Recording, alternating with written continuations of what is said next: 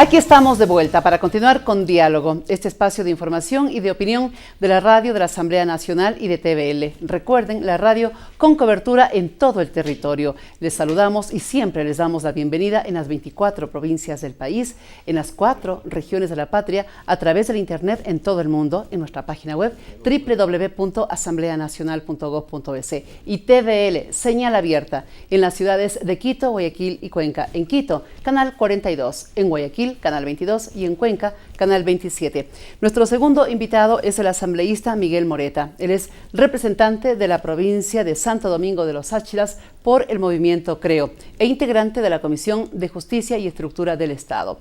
El grupo parlamentario CREO presentó hace algunos días un escrito ante la Corte Constitucional con un análisis jurídico y técnico de oposición a lo que plantea Alianza País en materia de cambios a la Constitución. Vamos a conocer el contenido de ese análisis. Doctor, muy buenas tardes. Gracias por aceptar este diálogo democrático. Gracias por estar aquí. Muy buenas tardes a todos los amigos que nos siguen a través de la señal de este importante canal.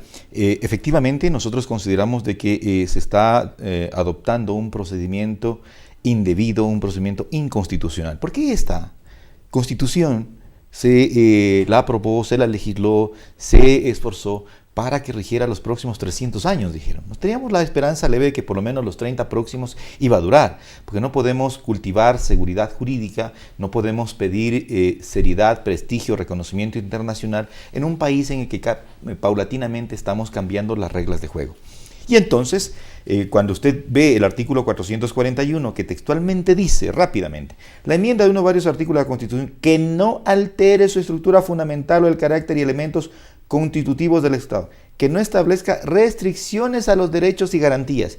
Y aquí ocurre que se está alterando los elementos constitutivos del Estado. Si usted revisa el artículo 1, con el que empieza, dice, título 1, elementos constitutivos del Estado, y en la parte final del inciso primero dice, se organiza en forma de república y se gobierna de manera descentralizada. ¿Y qué es lo que estamos viendo? Que la república, que es la antítesis del régimen ancien, que es la antítesis de la monarquía española, por ejemplo, que fue en sus momentos, ¿no es cierto?, o de cualquier otra dinastía o imperio, es la democracia, donde las potestades, los mandatos no son infinitos, no son hasta que el rey o el monarca ya esté cansado por vejez o se le caigan todos los cabellos y ya no quiera gobernar, si así gobernar. No, tiene un principio y un final, y tiene su origen, su legitimidad proviene del pueblo, de la voluntad soberana. Ahí así, se está refiriendo al tema de la reelección. Pero por supuesto que sí. Entonces se está alterando la estructura del Estado y además se están restringiendo los derechos.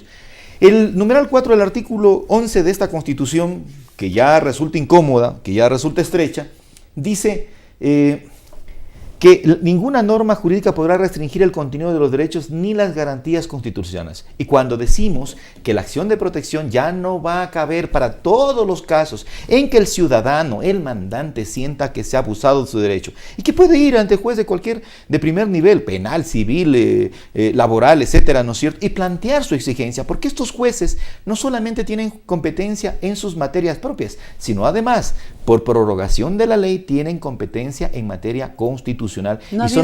Y son los jueces de primer nivel. ¿No ha habido abuso en el uso de este recurso? Mire, cuando usted tiene un sistema judicial independiente, fortalecido, reglas claras, premios y castigos y no impunidades, por ejemplo, para los jueces. ¿Qué les planteaba yo en el Código Orgánico Integral Penal?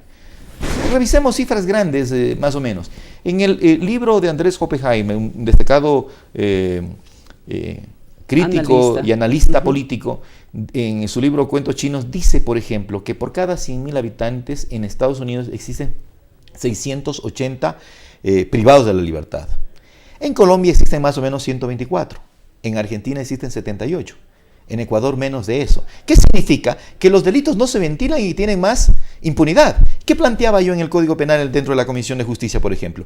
Que se tipificara de forma diferente el prevaricato en materia penal. Porque no es lo mismo pues el prevaricato que comete un juez de lo civil, un juez de la familia, que el que comete aquel que tiene que, por soborno, por dinero, por tráfico de influencia, lo que sea, privilegiar a delincuentes, ¿no es cierto?, condenar a inocentes y a veces privilegiar y socapar la impunidad de delincuentes de cuello blanco. Entonces, si usted tuviera jueces con la amenaza cierta de que si hacen cosas indebidas, bochornosas, dolosas, inescrupulosas en materia penal, usted tendría una justicia proba, una justicia cierta, una justicia que no estuviera de tumbo en tumbo. Entonces, no tiene sentido que por un lado nos ufanemos, que somos el país más progresista de América Latina, que tenemos la constitución más garantista y ahora nos estemos quejando de supuesto hipergarantismo. No cabe aquello. Lo mismo pasa con el tema de la consulta popular. Ahora se dice que siempre nos ufanamos de que el ciudadano iba a ser el protagonista de la vida política del país. Y ahora decimos que en caso de consulta popular podrán hacer los gobiernos seccionales, pero son en las áreas de competencia. Pero eso no está bien, ¿no? No está bien, porque el ciudadano puede, si nos han consultado para ver si nos gustaría o no que existan peleas de gallos, corridas de toros, que casinos aquí, por cosas más irrelevantes. Estos que son temas relevantes o que pudieran ser relevantes para los ciudadanos, deberían tener carta abierta. Yo, por ejemplo, pienso proponer en la provincia de Santo Domingo de los Áchilas una consulta popular con el apoyo del municipio y de la prefectura para que los ciudadanos decidan si queremos tener una universidad y un parque tecnológico vinculado con las potencialidades, con las fortalezas que tiene Santo Domingo. Una universidad técnica orientada a promover valor agregado en áreas agrícolas, pecuarias, industriales, etc. Eso no, hasta ahora somos la única ciudad del país, de crecimiento intermedio, por decirlo así, o de las grandes, que no tiene universidad. Pero podría hacerse esa consulta.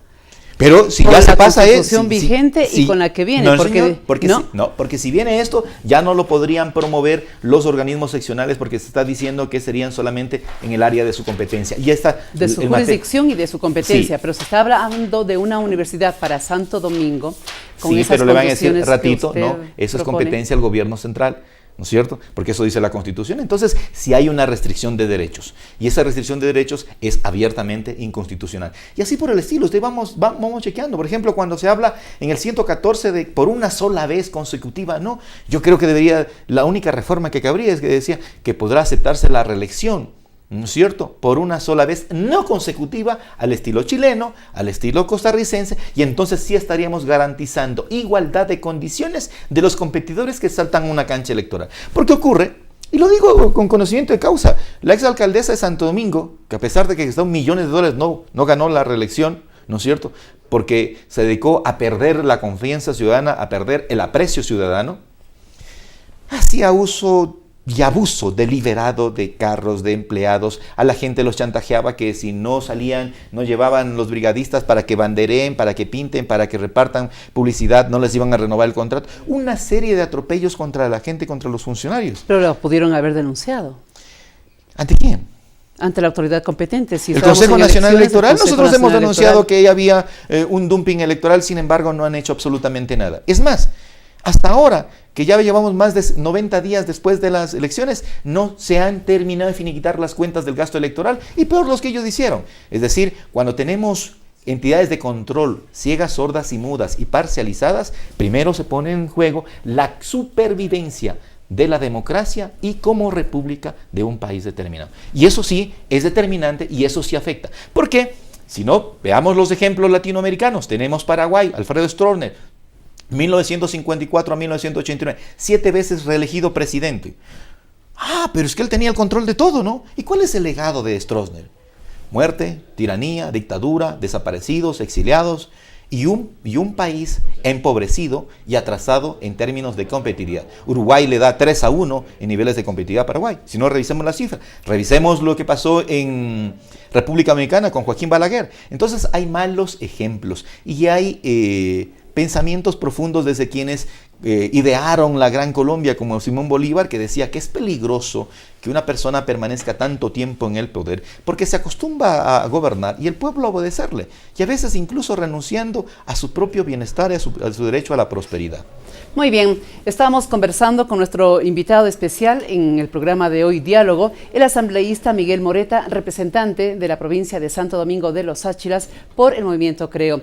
El asambleísta Moreta también integra la Comisión de Justicia justicia y estructura del Estado. Hasta el momento nos ha dado las razones jurídicas que tiene esta agrupación parlamentaria y política además para calificar de inconstitucional y no procedente el planteamiento de cambios a la Constitución que propone Alianza País y que está en estudio de la Corte Constitucional. Se ha referido al tema de la acción de protección, se ha referido al tema de la consulta popular, que de acuerdo a estos cambios ya no se la podría hacer sobre cualquier tema y en cualquier lugar, especialmente por parte de los gobiernos locales descentralizados. También ha hablado sobre lo que tiene que ver con la reelección. Pero hay otros temas importantes que los vamos a detallar luego de estos mensajes que ustedes los van a apreciar.